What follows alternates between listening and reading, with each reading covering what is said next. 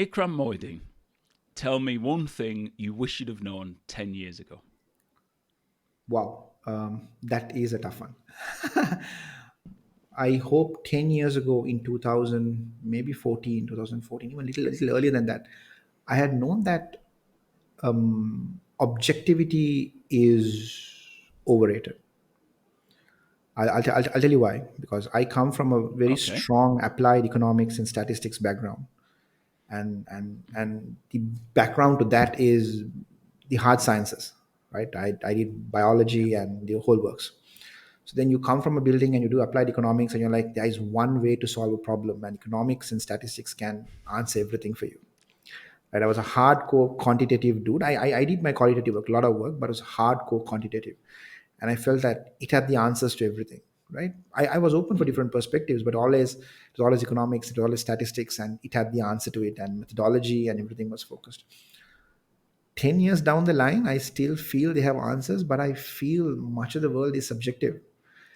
And in everything you do, it's subjectivity has overtaken that level of objectivity. And each time I look at a study and I'm like, earlier it was always critiquing it from an objective perspective and saying, you know what, the methodology is wrong, this guy's got the statistics wrong. But now I come back and I say, like, yeah, I understand why it's wrong, but I also want to appreciate why it has gone wrong, the rationale behind the wrongness, or softened up the critic. Yeah.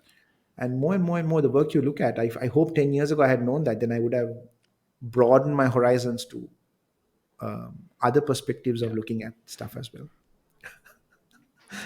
I love that because my background is a bit more qual research rather than Right, quant fantastic. research. And there was a phrase that Dave Trott, the legendary British ad guy, used once, which was every number tells a story. Yeah. And I always, it kind of, what I would like to do in the next 10 years of my career is to really dive deeper into quant, because I think it's not a blind spot, but a weakness I would like to work on. Right. But I think that the power, as always in these things, come when you put both of them together. When you find the numbers, but then you Yeah. find the stories that Yeah. go with them, and that's Yeah. where the power is. So, hey, you got Very the much. Ikram Jarvis agency coming to you soon, where we can marry qual and quant together, and we'll take over the world. Okay, so I had this post up on LinkedIn a couple of days ago, maybe last week or week before, where I used this statistic that came from an actual research. I just modified a little bit, and I wanted to get people thinking. Okay, this number means something. The problem is, you take the number and you report it. Consultancies do this all the time, right? 80% of people are willing to pay for sustainable products. 85% of people want to eat healthy, but it doesn't translate into behavior. And all of a sudden, you find a number and you get hooked onto that number. But the why behind the number is never seen for numerous reasons. You can't go and ask 1,000 people again and again, why did you say that, or did you do that in behavior? I feel there are restrictions as to how you can do it, but you get lost, you get enchanted by those hard Mhm. numbers, and then there is nothing going beyond that.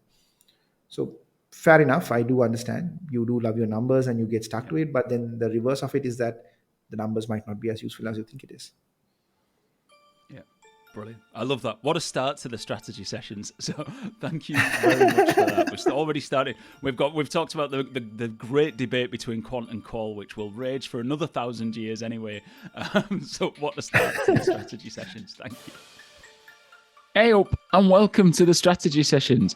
My name is Andy Jarvis. I am your host of the show. I'm also the strategy director at Ikram Marketing, and today I'm talking to another strategist, Ikram Mohideen, who's the Chief Strategy Officer at Shift in Sri Lanka.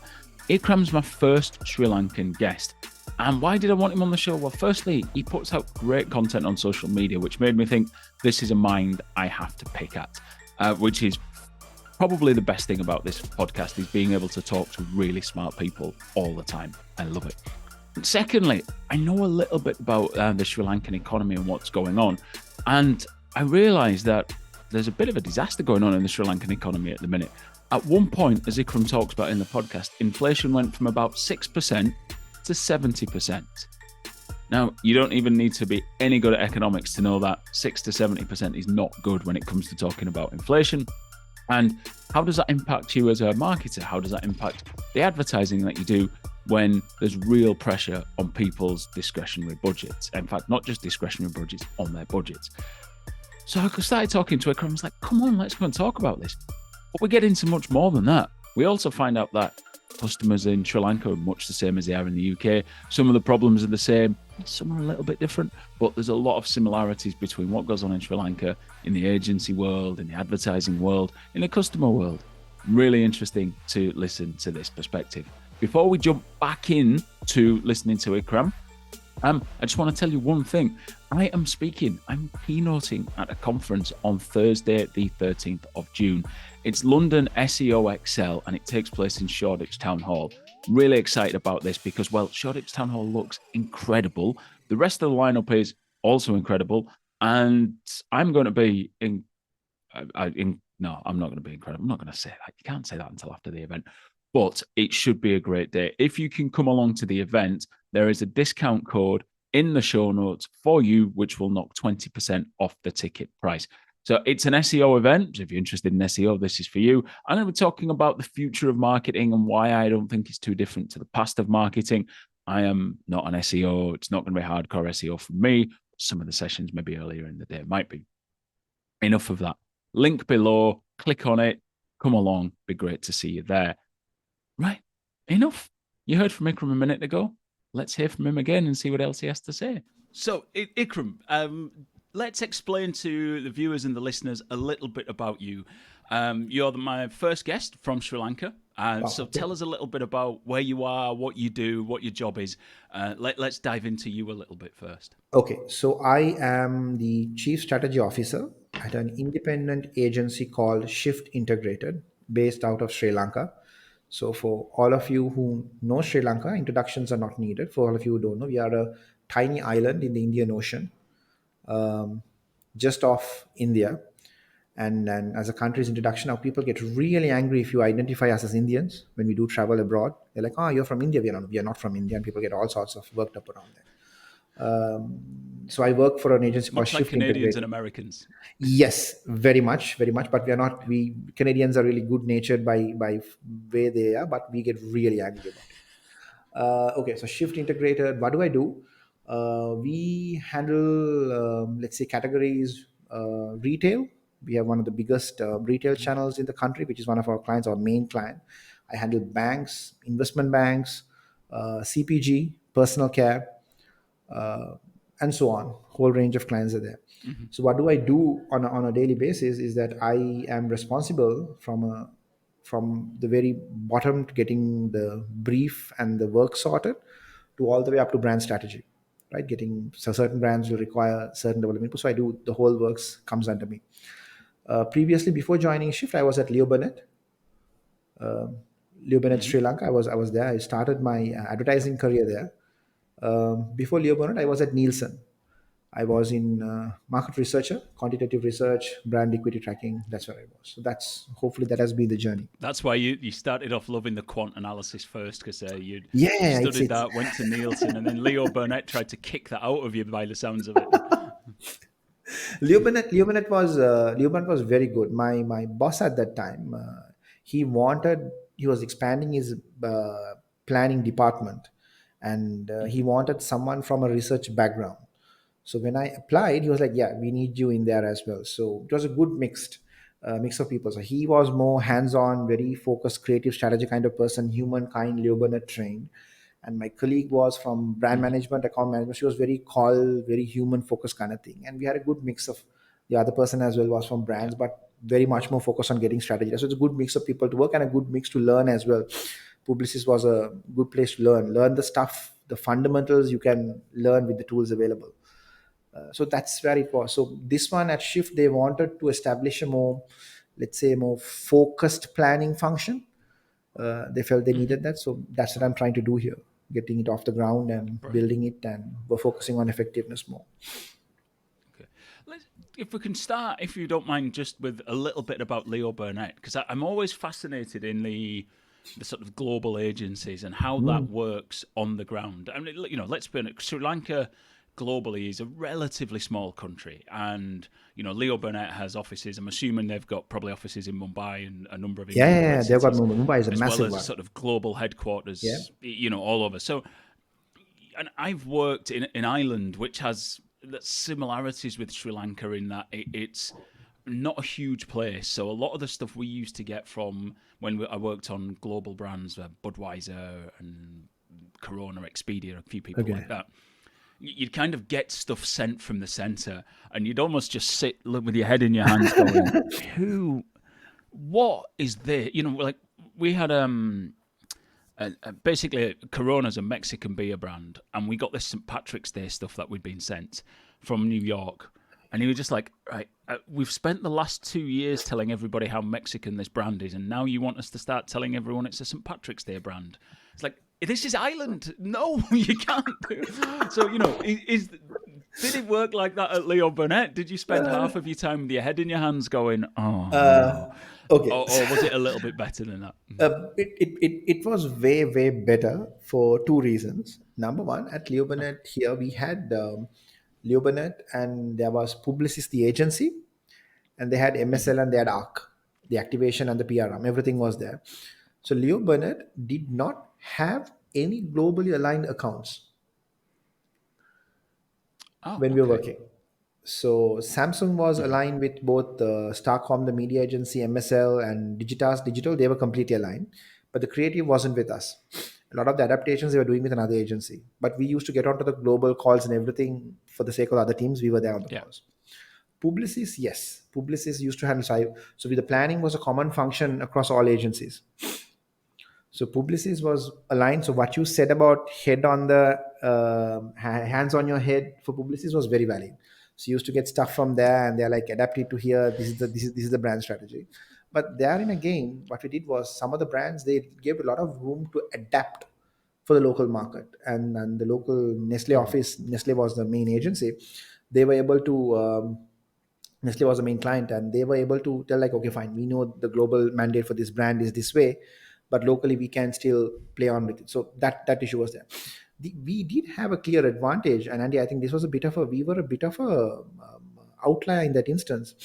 Was that a lot of the stuff like humankind, the trainings, all that we used to get earlier than the other markets in the region.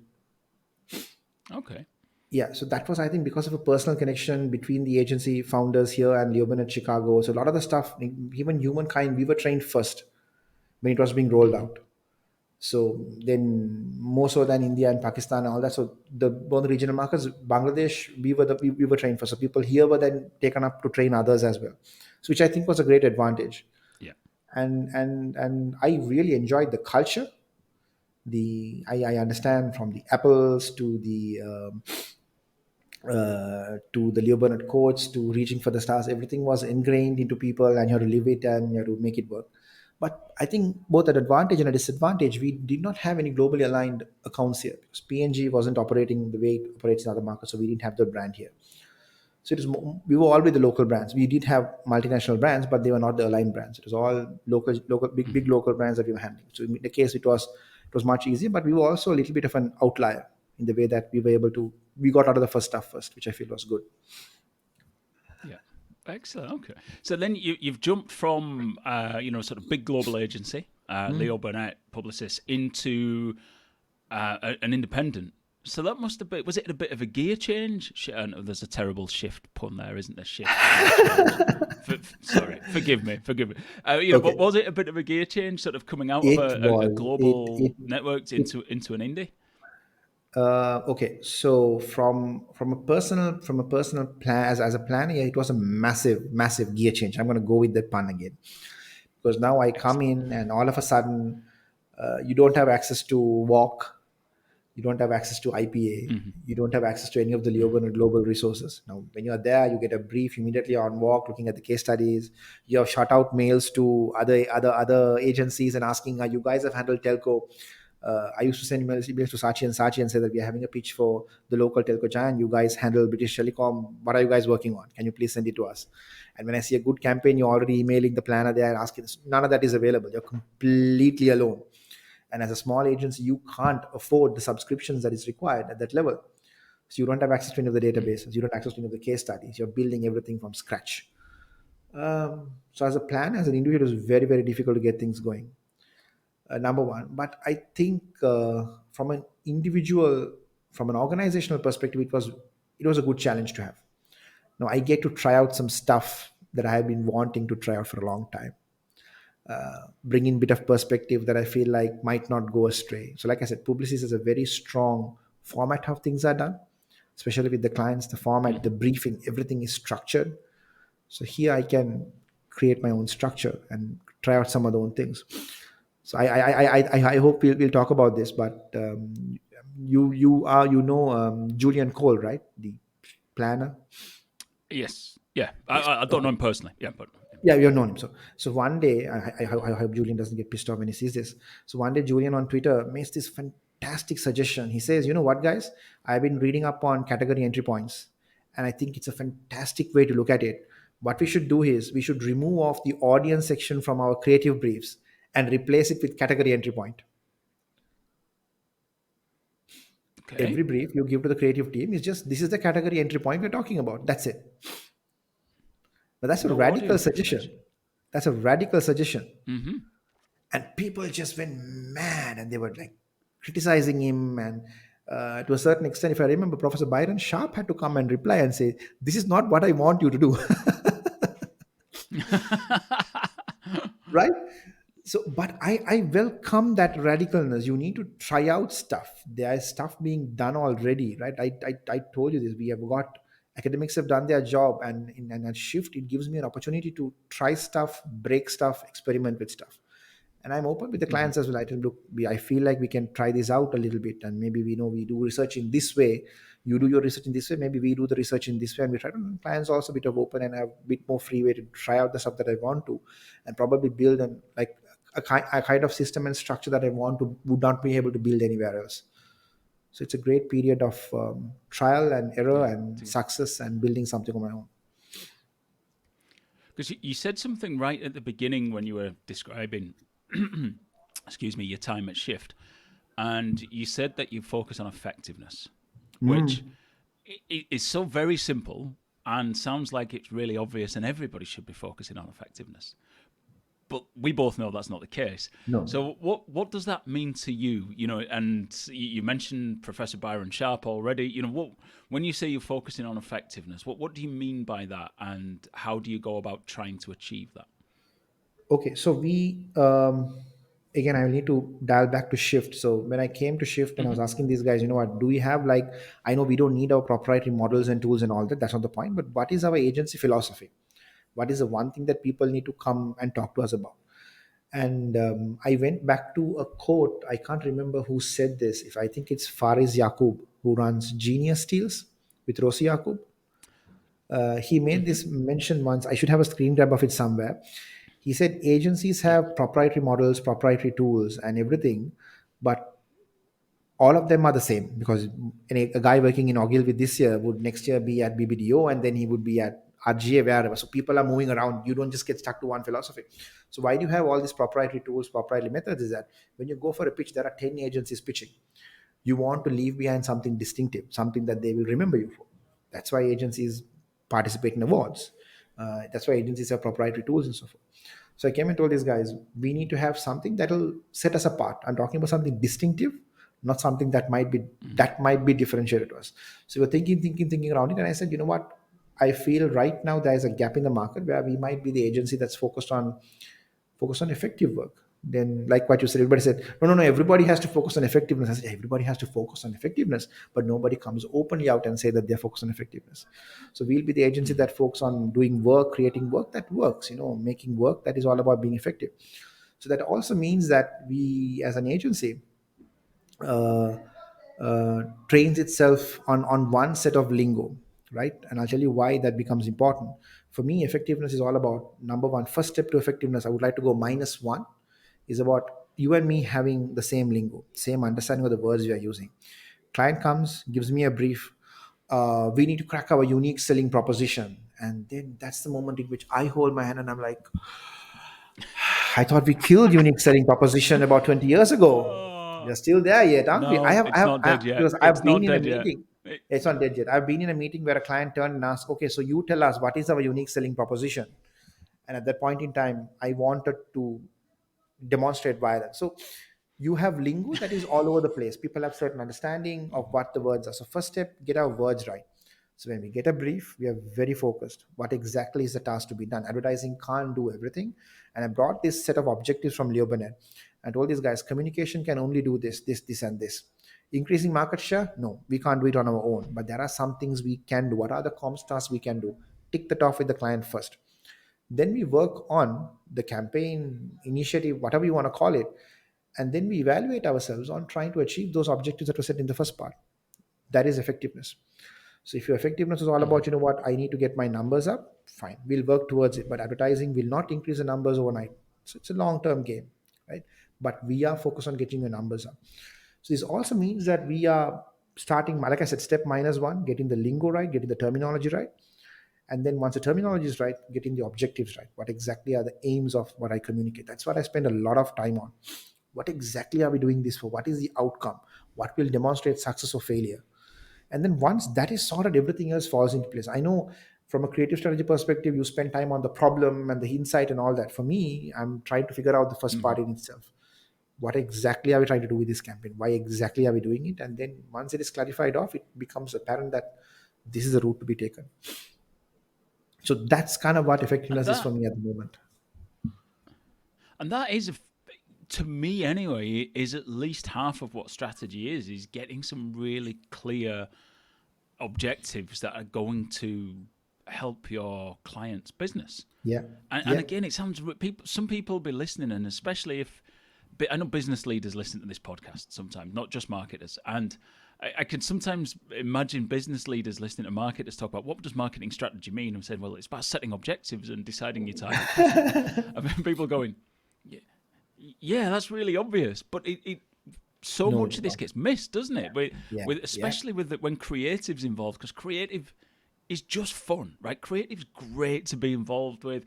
The client loves it. The agency loves it. Yes. You're making magic there, aren't you? You're going to it. You've got the creative process. The client buys it. Then you go off and shoot it, and then you see it all come together. And this is amazing.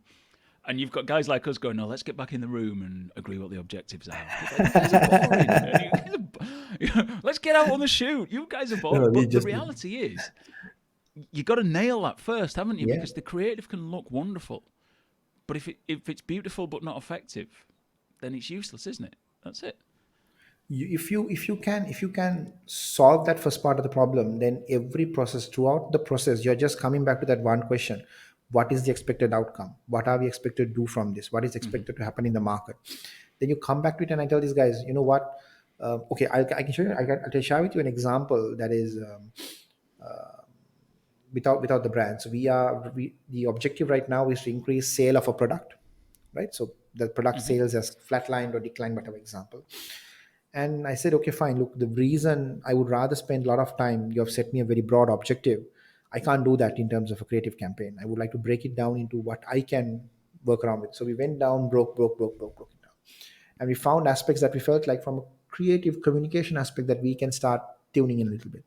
And then run it back by the Mm-hmm. client. And the client is like, okay, fine. Now I understand what you guys can deliver, what will happen out of this. And then we are in agreement. Otherwise, if we don't set the objectives properly and the sales doesn't pick up immediately after the campaign launch, I've had clients call me, not me, the account management team, an hour after the Facebook post went up, saying that, you know what, nobody's visiting our website yet. And I'm like, do you have your product on the website? No, we don't, but it's in the store, but we just launched it. No, the post just went up about an hour ago. No, they should be visiting us right now. So Yeah. you need to set. I understand. There's money involved, there's investment involved, but you get calls Yeah. like that. Yeah, no, absolutely, and it's good to know, reassuring to know that here in Ireland and working across the UK and a little bit in America and all the way over there in Sri Lanka, that clients are exactly the same. The same, We the get, same. we get the same There's no phone difference. calls from the same. There's no difference. Yeah, phew. That's good to know. And I think one of the things to talk about fairly regularly is that I think that the reasons people buy products are broadly the same in all markets, right? Yeah, You're selling, personal hygiene products, CPG stuff, and people are buying them for the same reason. Toothpaste sells for the same reason in Sri Lanka as it does in England. correct.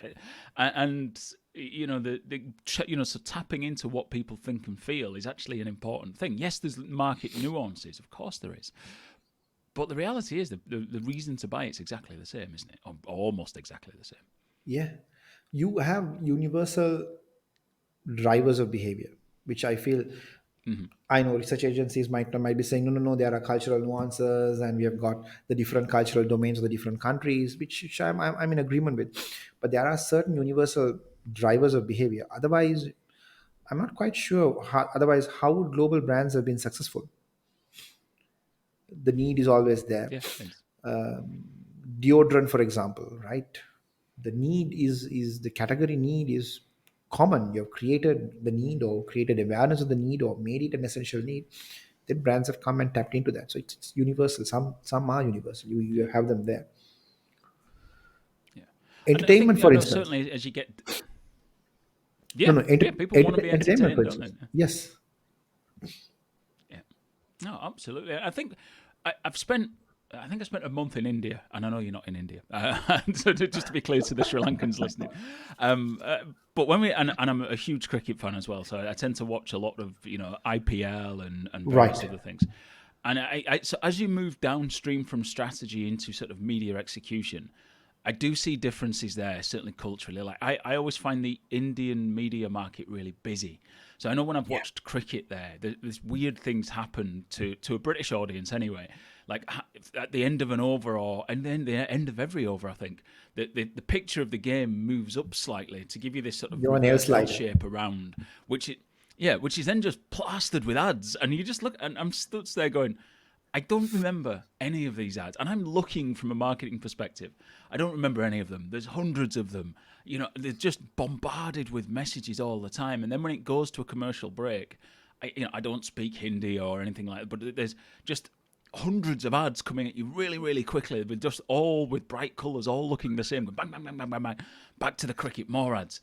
And I just remember thinking, I mean, this must work in a media market the size of India, but I've no idea how.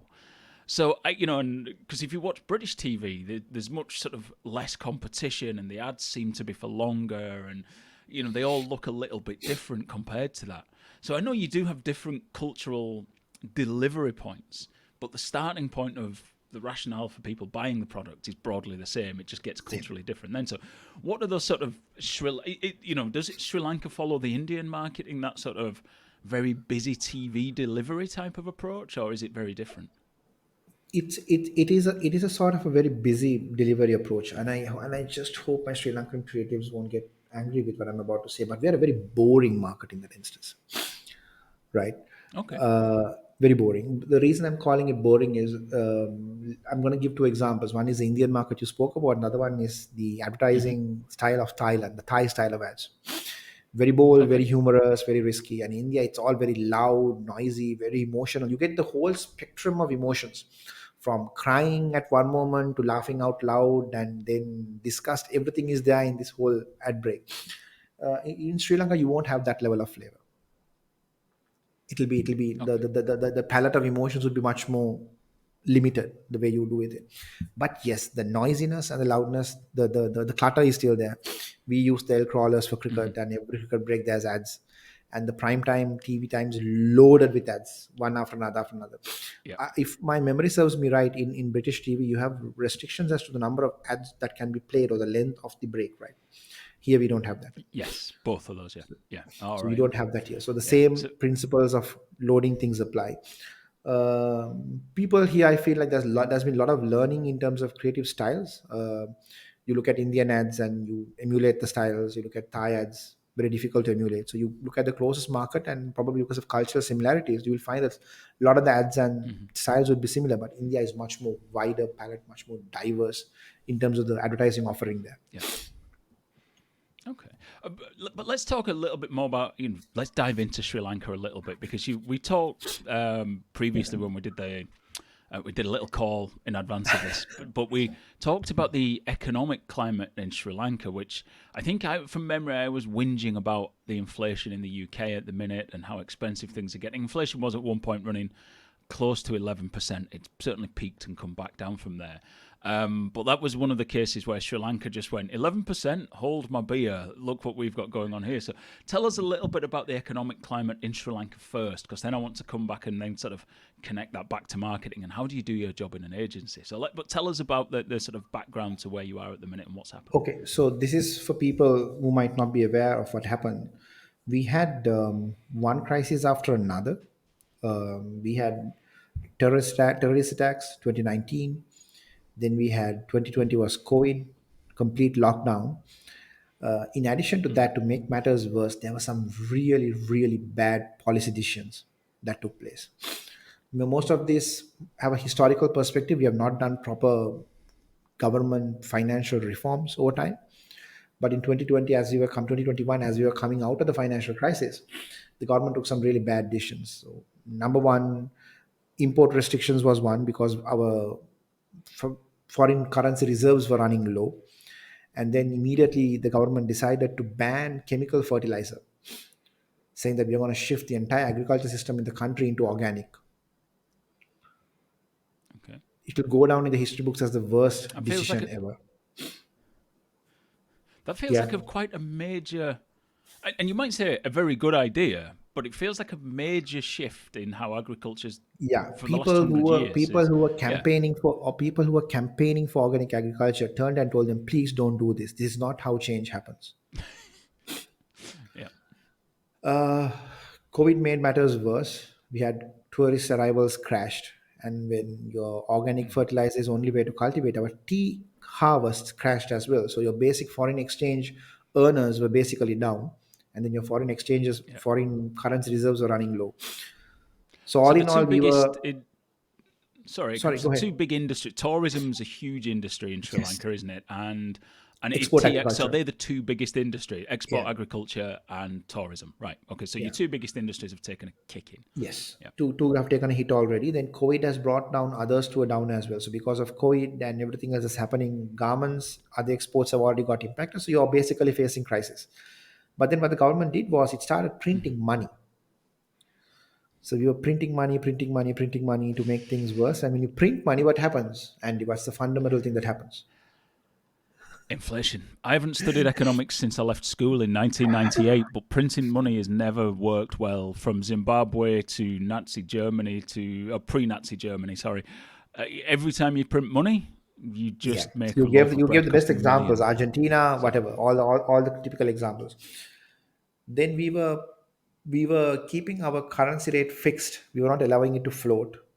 Then once you allowed it to float, basically it just depreciated, and the dollar just went all the way up. So everything was a very, very complex kind of situation. mhm. So at one point, in 1 month, inflation was 6%, and then it just went up to 70%. Sorry, I shouldn't laugh because people have to live So through that, but I know that's it just doesn't, ludicrous. I Yeah, know it doesn't it's like sound six right. to 70%. Yeah, it just kept on. I'm talking about just kept on jumping, jumping, jumping, and just override just kept on jumping. So between 1 year, between let's say February of 2022 to February of this year, the cost of living is 1.6 times higher. Wow. So it's very, very difficult for us to for someone to perceive how difficult it is to basically make sense. Because salaries, Have salary not. inflation cannot inflate in line with that No, sort of no, you growth, can't. You can't. that It, inflation growth. it Yeah. doesn't work that way. It doesn't work that way. So I really loved some other. I know it's wrong, and I know people and everybody is in this together. But I love some other data that was coming out, and people are trying to research and find out what people are doing. One of the core things was 80% of people you survey say that I have cut down on my non-essentials. Right. Hmm. The number of people saying that I'm buying new clothes is 0%. Wow. So if you are, I have a client who basically is into fashion. I have two fashion brands that I manage. So when people say that only 0% to 1% of people say that I'm going to buy new clothes this month, what are you going to do? Hmm. Yeah. And They, there's no way you can sit with that client and say, okay, this is our new creative for your ad campaign. you It's just can't do like, that. You because can't do that. people are choosing between essentials, heating, washing, cooking. Yep. They're not going out to buy a new jumper. No, That's they're yeah. not. No, you don't They need a want to new buy new. jumper in Sri Lanka. It's very hot, but the point stands. Yeah. We had, but right now, let's say we are in April 2024, things have come back. Inflation has come down. Uh, the exchange rate, the rupee has appreciated. So things are much better. Things are Hmm. much better. But still, prices are still way, way high up. So that doesn't mean we don't have deflation. So the prices that have gone up are still staying the way they are, but the rate of increase Yeah. has basically Hmm. slowed down. So we have had minute, like let's say something that was maybe 1,100 rupees is now like 1,000 rupees, like 100 rupee decrease in price. I'm Yeah. just giving like a basic example. But things are much more stable, and we are hopefully in a process of recovery. Is where we are right now. But this is election year, so anything can happen.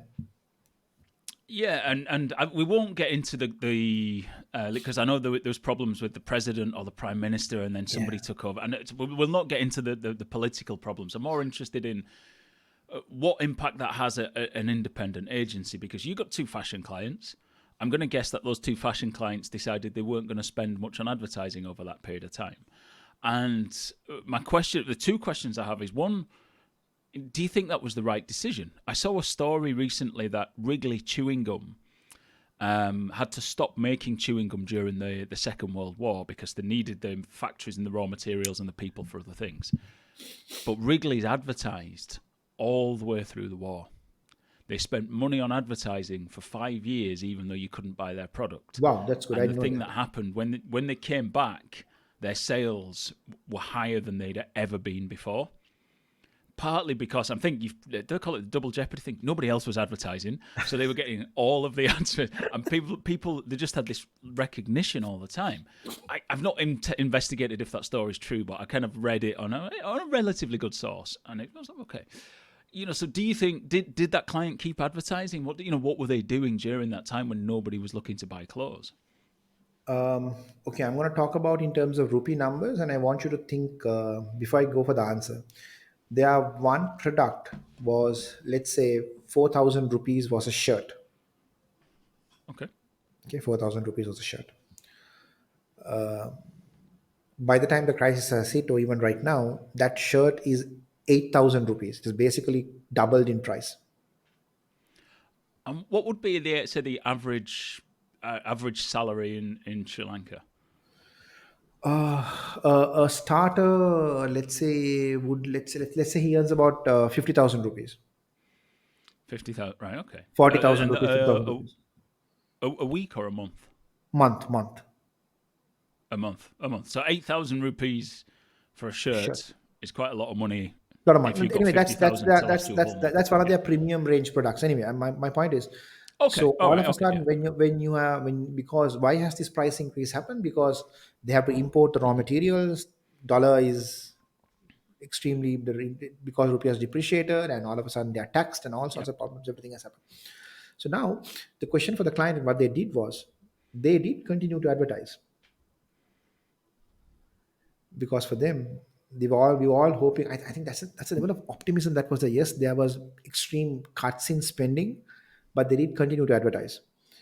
And now Hmm. this year onwards or last year onwards, I don't think their market has come back to the way they want to, but they're still thinking of advertising. Yeah.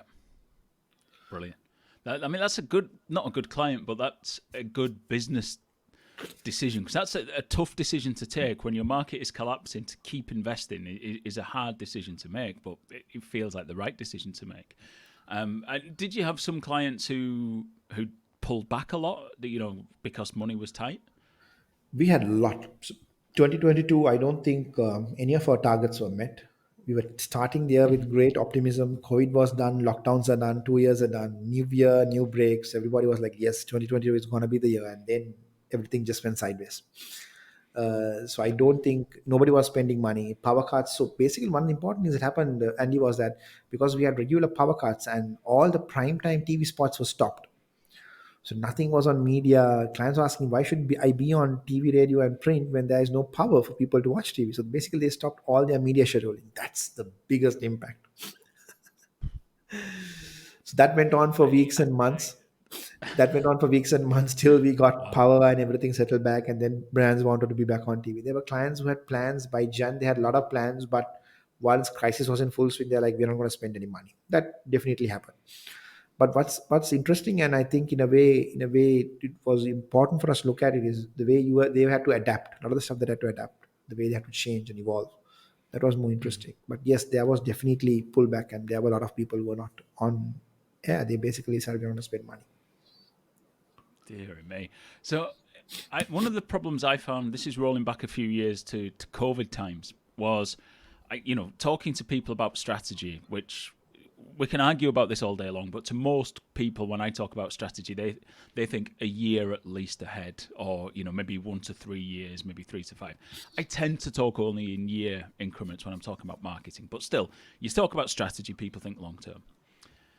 When COVID hit, everybody's timeline changed. So when people started thinking, because nobody knew what was happening and government decisions were changing everything on a day by day basis, long term planning for many companies felt like anything that happens next month is classed as long term. And I was talking about, so what are we going to go next year? And they're like, we don't care. We want to just be here tomorrow with customers and paying our staff. And if we can be here the day after, that's a victory. So that COVID was a real challenge for me in terms of having to re-gear what I was doing and all sorts of stuff. But was it that sort of, did it help almost that you just come out of that type of challenge with COVID, that you kind of almost had that muscle memory to go, okay, we need to be nimble, we need to be quick, we need to react, because as an agency, if we don't, this could kill us. Was it almost a benefit that it came so soon after COVID? I'm not quite sure. I'm not quite sure whether there was a benefit that it came after COVID, but that aspect that you said, I'd agree with. That nimble and agility and that muscle memory really helped. Hmm. We had to adapt, Andy. That's the crucial part of it. So all of a sudden, the clients were on TV and radio and print. Print basically died in 2022 in Sri Lanka. Basically, circulation just crashed. There was no paper to print newspapers. That was the reason. Not because we didn't have readership. We didn't have paper to Yeah, print just no newspapers. paper. Goodness me. So I, then print died. Print is still there, but yep. it basically died. I'm just telling you. So then all of a sudden you have to tell your clients, okay, fine, you are now not going to be on TV because there's no power. Let's shift this to digital. Let's keep the conversation going. So we had to adapt, Hmm. and I love how some, this is not us, and I want to share this as an example. I hope if the actual client and the agency listen to it, they won't get really angry about me. You know this product called Pureit water purifiers from Unilever. I don't think we have it. It's not a product I've heard of. We've got here. I've seen it advertised on TV when I've been watching stuff, but I don't think we've got it here. Right, fine. So we have the brand here. So the brand product is a little bit premium. How is it advertised? Clean water for your family, and like purified water. It's almost good as boiled water, and it's very premium, and there are different variants towards it. So Sri Lanka is a funny market, Andy, and in that, this is a bit of a trivia.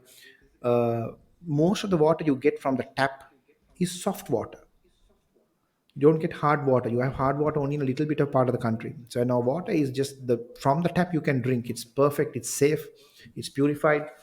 So for a brand to come and say, I'm selling you a water purifier is going to be a big challenge anyway. And it was always, I'm sure it did some numbers. As soon as the crisis hit, the brand basically changed its entire messaging. And they came and said, there's no gas. Basically, we didn't have any gas in the country. It was completely out. You no Mhm. power, so you can't have boiled water, but purity is there. You don't need gas, you don't need electricity, you can still have clean water. And that just changed the game. And it won an Effie award last year. Effie is for the change of message. They changed the entire tonality from being this good to have product to becoming this essential Yeah. household item almost. And that was an adaptation I really, really appreciate and how they did it. And I want to check whether they're continuing with the same strategy.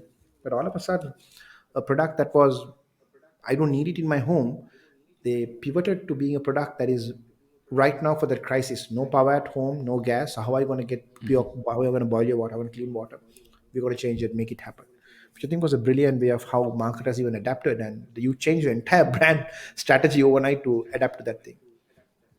Yeah, great. And I like that you mentioned, because it was a perfect segue into my next question as well. That they won an Effie award.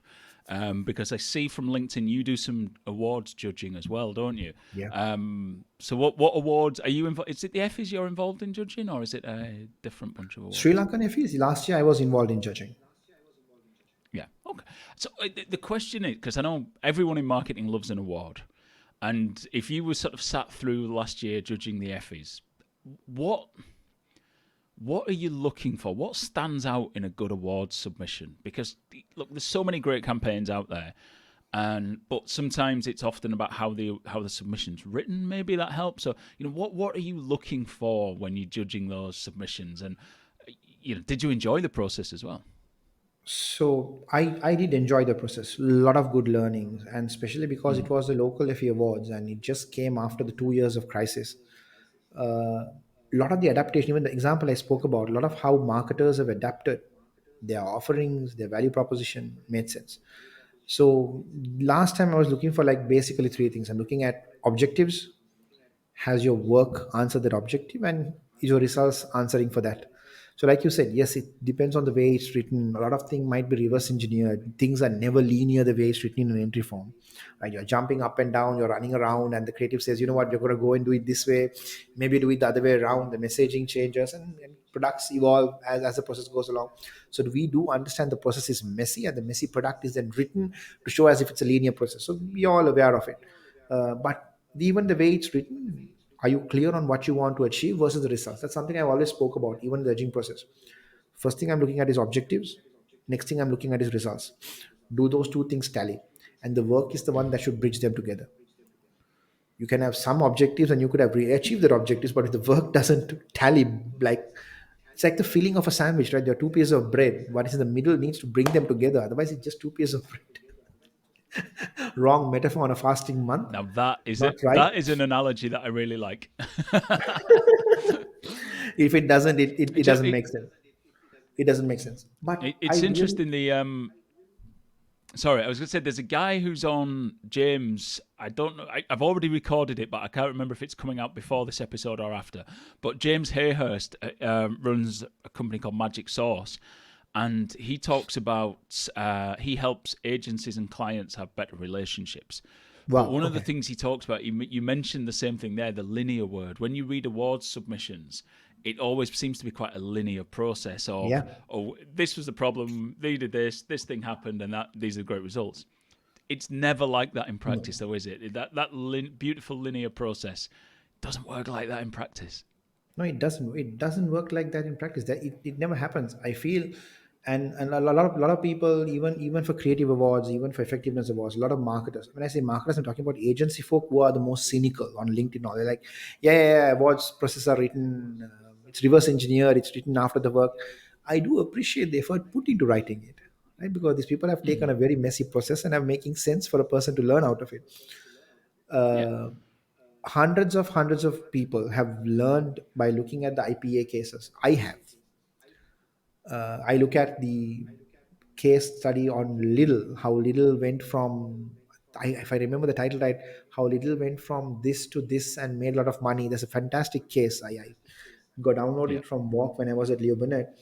And it's a brilliant example of how Lidl, everything it did, all the steps it took in terms of extra share of yeah, voice to the campaigns to what it did on digital, what it did on activation, on social media around it. And the process would have been messy as hell, I agree. But then oh reading yeah, through it, yeah. now I'm using that as an example to help another client of mine. I'm just going to share that case study with them and say, like, here is something inspiration for you. You might not replicate it, but we do need inspiration. We do need learning, and you do keep them jealously apart. I'm not going to be mixing this up with marketing science, which I know is what works. Inspiration is on one corner, these are on another corner, and I do keep them jealously Mhm. apart because I know that they have their own roles in how they work, make it work. You have to, Andy, otherwise you can't survive. You might not believe in positioning, but your client brief is all about, I need to help position the brand. You can't spend the next 3 weeks explaining to the client why positioning doesn't exist. I would rather take that and then take it forward. Awards are just like that. It's a means to an end, and every case study for me is a learning opportunity. So I'm interested in positioning now. You've got me now. So April Dunford was one of the very early guests on this podcast who he spends a whole life talking about positioning, and I've heard a couple of people mentioned that they don't believe positioning exists. But is that a belief of yours, or is it just kind of was it just a point for that? Because it's an interesting debate, and I love the debates about it. Okay, this is going to be a little bit again. I just hope people don't get angry with my answers, and I just hope it. But I hope it helps people understand, make some sense of what's happening. Andy, I'm going to ask you a question, okay, and I hope you can Hmm. answer me. If I ask you, what is Ireland, will you be able to give me a definition? It is a country that is wet and cold and full of lovely people. That's probably the best definition I can give you. Fine. If I wanted a more objective definition, you can say in the world map, latitude, longitude, this is where it is. You can give me Yeah, exact shape of the country. You can give me so many different parameters. 7.5 million Right. people, so on and so forth. Uh, Yeah, you go to the doctor, you feel you have a pain in your arm, right? It's paining, unable to work, you're unable to operate. You go to the doctor. The doctor takes a looks at it. He says, okay, fine, we're going to do some tests. And then diagnosis doctor comes and says, I think you have this condition. It's not dangerous, but 50% of doctors in the world don't agree that this condition exists, or they have a different name for it. So I'm not quite sure what to write on your diagnostic card. So I'm going to jot down a few things here with this X stroke Y stroke Z. So that when you do go to another doctor, he will make sense of it. Will you be okay with that? no, No. Medicine as a profession runs on exact terminology. A doctor in Sri Lanka, they go for UK for their training, and they're able to do that because the terminology is the same everywhere in the world. Even if that is translated into Mandarin or whatever it is, the terminology is the terminology. The definition is the definition, and they have a universal agreement to it. There's this famous scene from the drama Suits: the law is a precise endeavor. Lawyers are able to function worldwide because law is a yeah, precise endeavor. You can debate on those points, but the debate is guided by a precise endeavor. In marketing, we don't have that precise endeavor. Maybe because we've got so many experts with so many different books. You've got the people who are with Seth Godin and the Purple Cow and have a certain definition of what positioning and strategy really is. And you've got the David Akers who have studied his work and said this is what it is all about. And you've got Kevin Lane Keller who comes and says, you know what, this is what positioning I see the way it is. You've got Kotler who comes and says one way. There's a lot of similarities and there is minute differences to major differences. I, for one, use it as a tool to help my work. Right? If client wants to position their brand, I say, okay, fine, let's see what it is all about. But one thing I do help make them work is I sit with them and I figure out one terminology we'll all use. When you mean by positioning, what is it that you exactly want to do? Right? And then if they don't have an understanding, I've got one or two tricks that I use. And the best trick is I play Mark Richardson's Apple video on FE, the FE case video. Have you seen that? I just play yes, that 11 yeah, minute yeah. video for them and I sit back and I make them watch the entire video and say, this is what positioning is. Since you guys don't have one agreed lingo, we'll agree to this. It's a 3 or 4 words whose permutations will help us make it work. Can we figure this out? And they're like all in agreement and we come to one understanding. Makes life easier. Hmm. But I feel like where we get lost is that a lot of the debate is because we can't agree on one terminology. When Professor Sharp and people from Ehrenberg Bars come and say, you know what, differentiation doesn't exist, or they're not saying that. That's not the point. They're saying that differentiation that is coming out from advertising might not be possible. You can't just differentiate based on advertising alone. They are not saying the differentiation doesn't exist. There is a difference between a Merck and a Beamer. Obviously, they're two different brands. But the fact that advertising will create this differentiation that doesn't exist in a product or at a very sensible level, at a sensory level, might not be possible, and it is might not be a way for you to go towards it. But we are mixing everything together, and there are debates about distinctiveness as a differentiation. You need both, and there's positioning in the mix, and people have got so much of terminology. We don't have an agreed lingo. And I feel like it's Hmm. important. You can't go and change the industry, but each time you have a client brief, I sit down with the client. Okay, you want a positioning exercise? Fine. What exactly do you mean by a positioning exercise? And then we have a conversation. I say, like, look, I feel this is the way it's done. This is an example of how it's done. Do you want to do the same way? And then we start off from there. So that's where I am right now. But there's one person, and I'm not sure, can't remember whether I did mention it for you, who makes a lot of sense. Faisal Siddiqui. He runs a consultancy firm. Yep. Yeah, I think I did mention him. So he does a lot of he shows a Yeah, lot of yeah, yeah. examples and Yeah. how he uses positioning to make things work. And I feel like it's a lot. It's an approach that makes a lot of sense. And I think he comes from a consultancy plus background, and now he's trying to help brands and develop communication, all that. It makes a lot of sense from a practical perspective. He uses those tools and terminology to make things work. So there are people who Yeah. are trying to make it work in the way they can. But I do understand the debates are there because we can't agree on terminology and we can't critique them as well because we've got everything is getting confused. We need to resolve that part Yeah. off. And I know JP Castlin, who I know you follow on Yeah. LinkedIn. He came on this podcast many years ago, a couple of years ago anyway, because I'd read an article of his on in Marketing Week about this very subject, and I think it's Okay. titled "The language of marketing is so imprecise that it is almost Okay. useless." And Okay. I need to look at that. it's a great. I'll put it in the show notes. It is a great Thank you. piece just on how, because he's got a legal background and he moves from Yes. law into marketing, and he's like, yeah, in law everything has a definition. Murder is murder, assault is assault, and so on. In marketing, positioning is, oh well, I think it's this, I think it's that, and strategy, well, it's this to me and it's that to me. And he gets really annoyed about it, which I also love. Yeah, look, I'll put that into the show notes. JP Castlin's piece from a few years ago. So excellent. Listen, Ikram, we're coming towards the end, so I always like to ask people if they have a book recommendation or a resource that they Okay. should recommend. You've mentioned a few already with kind of Walk and some case studies, and JP Castlin I've just mentioned. But is there anything you think people should read? Okay. So you got the usual suspects that have helped me make sense of it. But I thought it's important to look at some references and recommendation that I feel like marketers need to know and probably will improve their work. Um, One such book, and it's one of the usual suspects, is Good Strategy, Bad Strategy. And I'm thankful for the people who recommended that online because that has basically changed the way I do work. I've taken it and I've given it to clients, telling them, you know what, just putting down objectives is not a strategy. We need to get strategy out proper. Just having like a big Mm-hmm. motherhood statement or a goal is not strategy. And that book has helped make sense to a lot of clients, and different aspects of it I've used and it always makes sense. But there's one book in particular I feel like a lot of marketers need to read, and that is Social Class in the 21st Century by Professor Mike Savage and colleagues. Okay. Professor Mike Savage is a professor of sociology at the London School of Economics, and social class is a very interesting topic for me. I have a master's in sociology, so it's something that I'm really interested in and how it happens and all that. But that book is written for Great Britain, by the way. It's not written for the world. So it's Yeah. social class Yeah. 21st century, and he uses the great. You remember this great British class survey that went viral some time ago? It was an online thing. You go and fill and you find out what class you and people. So it's basically these are the guys who did that, and it's a very small book. It's a Pelican introduction book.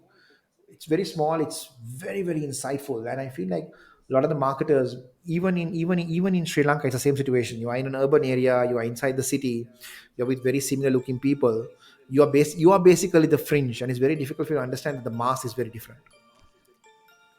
I'm sure Yeah, it's the same and there that's as really well. hard for everybody to understand wherever they are in the world. That their view is It's not the same that everybody No, shares. it's Really not. It's difficult. not. Yeah. It doesn't work that way. So I feel like this is a great book to understand social class, the different way the class has evolved, and he's writing it for he's writing it for Great Britain, and the old elite versus the new elite and so forth. But it's a fantastic book, and I feel like it's an interesting book to do it. And I hope one day that I can replicate that approach for Sri Lanka. That's kind of the Yeah. one hope that has always been there to see it work. The other book recommendation or a series recommendation that I would love strategists if they have not discovered to go and do is um, Nassim Nicholas Taleb's The Black Swan, Yeah. the whole Inserto series. So Black Swan is what I read first, and I think it. Remember, I spoke about this whole holy grail of statistics and economics being this way through.